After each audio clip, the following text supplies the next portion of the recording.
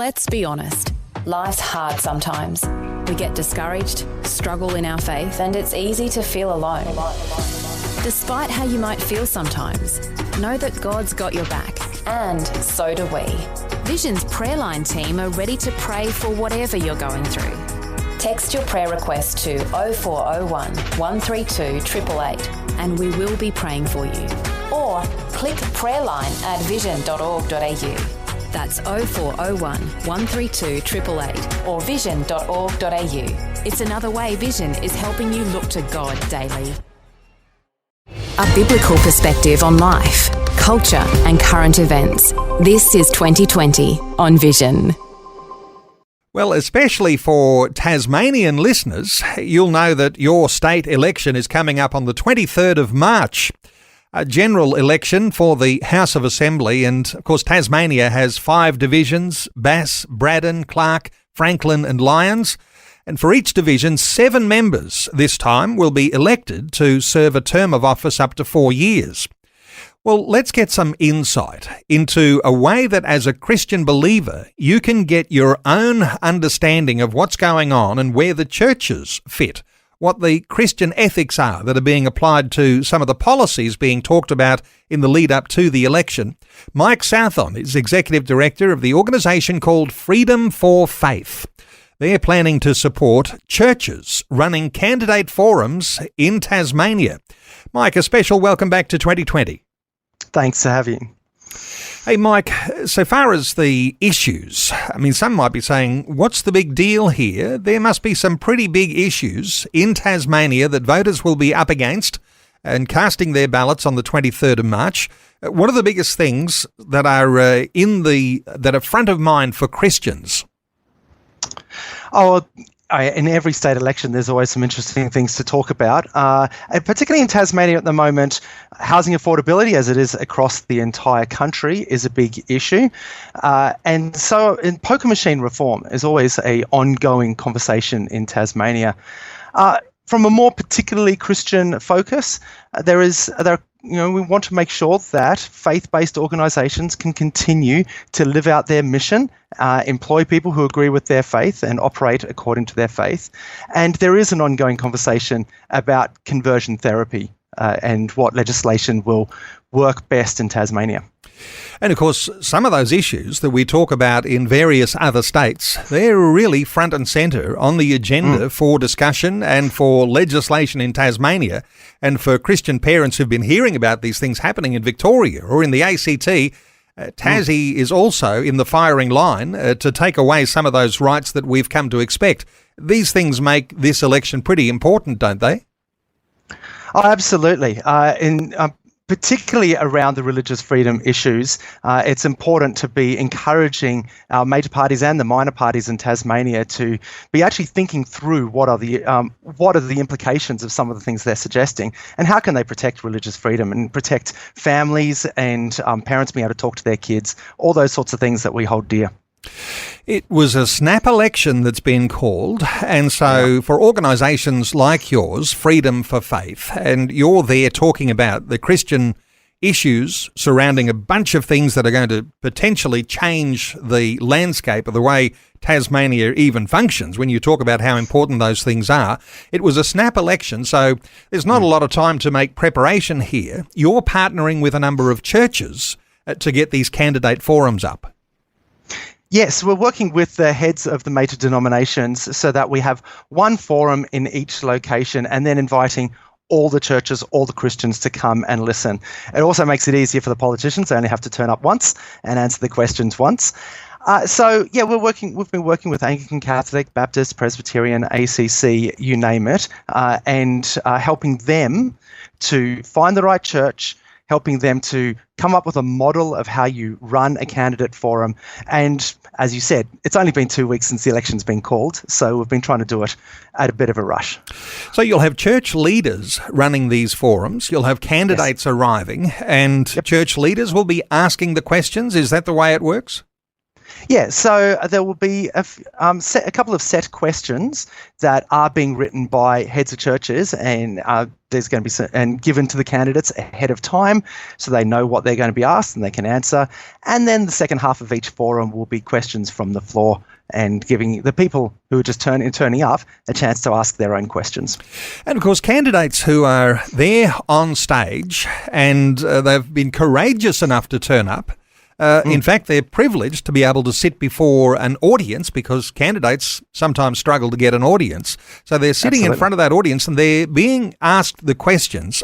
Those particularly insightful questions around conversion therapy, or those issues that affect faith-based institutions and schools. I mean, asking them, you'll be able to read body language, you'll be able to hear those responses that are coming straight from the horse's mouth when you're intending to cast your vote for that candidate. Absolutely. And that's what's really important, is in many cases, we like a party because of its position on one thing or another thing, and we want to actually think through all the issues.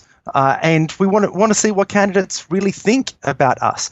But it's also really helpful for the candidates. As you said, it is really hard to get a group of people together who have a specific demographic, find out exactly what their concerns are, and answer them. So it's a great opportunity. And all candidates are being invited, all the major parties and the minor parties are being invited.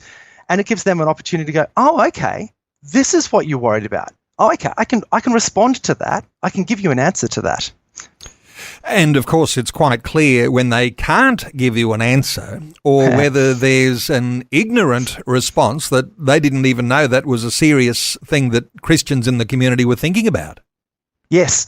And so we are giving the set questions to the candidates well ahead of time and to their party officers, so that they should have an answer. But it just shows whether they are paying attention to us. And that shows something, doesn't it? It even says something for the candidate and for the party when the candidates turn up for these forums.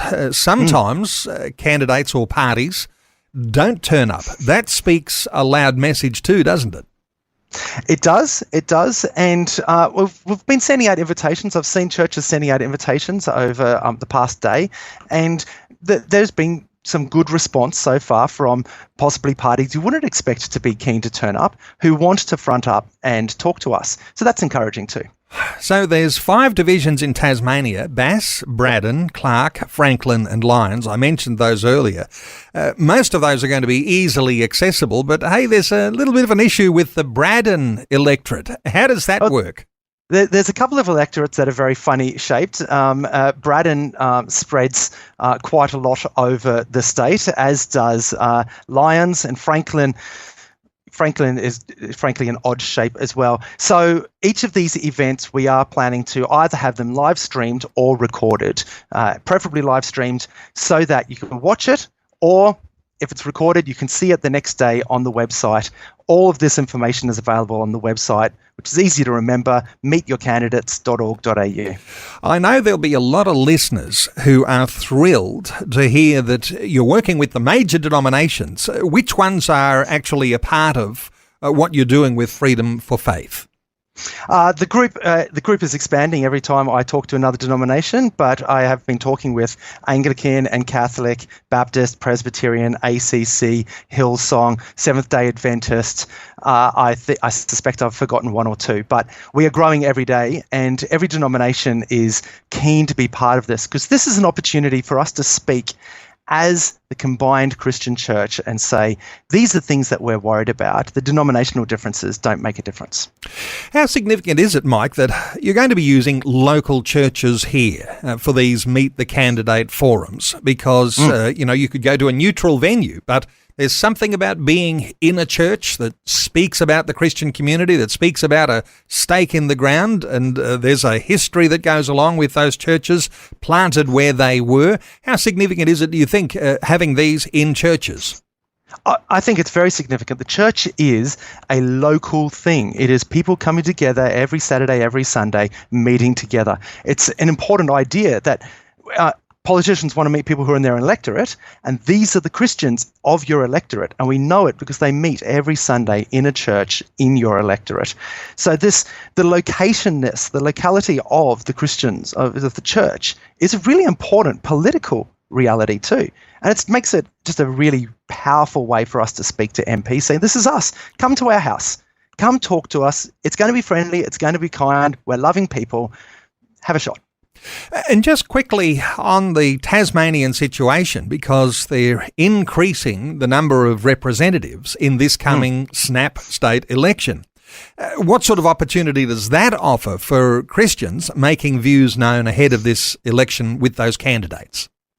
Well, on pure political maths, to get a seat, you probably need about 8,000 votes. So if we get 300 Christians into a room and a few hundred others who are going to be watching the live stream or looking at the recording afterwards, that is a massive percentage of the electorate. That's the sort of thing that gets listened to well. It also means that minor parties are far more significant than they are in other states who just have one candidate. So most states, New South Wales, Queensland, it's just red versus blue in every electorate. In this, we are going to have Labor, Liberal, Shooters and Fishers, Jackie Lambie Network, Greens. Everyone's going to be battling over these seats. So it means that dealing with independents and giving them an opportunity to speak is actually really very important. Well, we're only just over a few weeks away from the Tasmanian state election. You've got a website. Now, no doubt with those 5 electorate divisions, there's going to be those churches that you'll be saying, these are where the candidate forums are going to be held. They might be on different dates. Is there a website that people can go to find out where their local candidate forum is going to be held? Yes, meetyourcandidates.org.au. And it lists all the events as they get locked down. We've got 4 out of 5 finally finalised and running. So meetyourcandidates.org.au. Okay, for listeners who want to connect, Freedom for Faith. Now, there'll be listeners who have heard us talking with Freedom for Faith now over a number of years. The sorts of things you are interested in as an organisation and the sorts of things that you're standing for. Give us a little in a nutshell, Mike.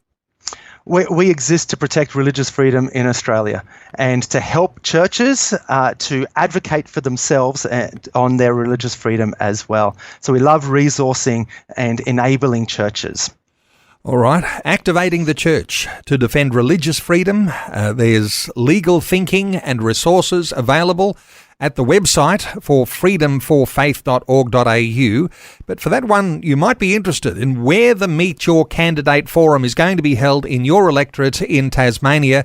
Meetyourcandidates.org.au. That's meetyourcandidates.org.au. Mike Southon is Executive Director of the organisation called Freedom for Faith.